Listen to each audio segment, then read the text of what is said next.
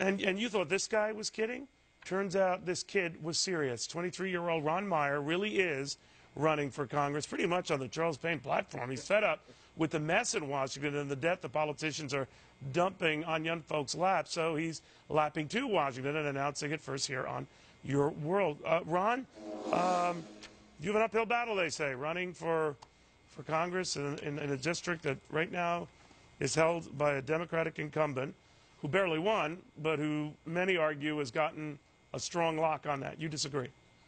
Oh, I totally disagree. I think that we have to take a fresh message to people, especially young Americans. Last election, the guy I'm running against won the youth vote overwhelmingly, and I think we have to take a new message to young people and, frankly, to the country. The reason why I'm running for Congress fundamentally is because Washington is kicking and punting all of the big problems on the debt and the entitlements to young Americans and future generations. And I think if they're going to do that, if they're going to punt all the problems to young Americans, it's time for a young American to lead now.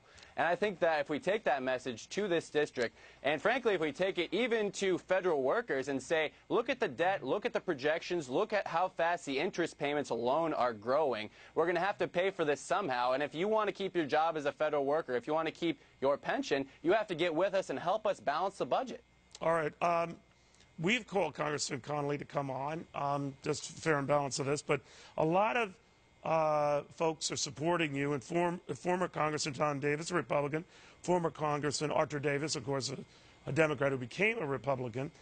You're the only announced Republican in the race thus far, but I think you have to be 25 to be in Congress. So you would be 25 by the time you hope, win and get sworn in, right? Neil, unlike some of the folks in Washington, I actually enjoy reading the Constitution, and yes, I understand the age requirement. You have to be 25. I'll turn 25 September 28th before the election.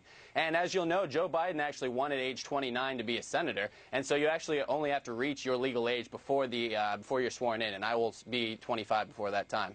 I don't know whether they were using Joe Biden as an example as advancing your cause, but I do see what you're talking about. There's going to be a pile-on in this very heated race. There are a lot of folks interested in it. How will you differentiate yourself besides being the youngest?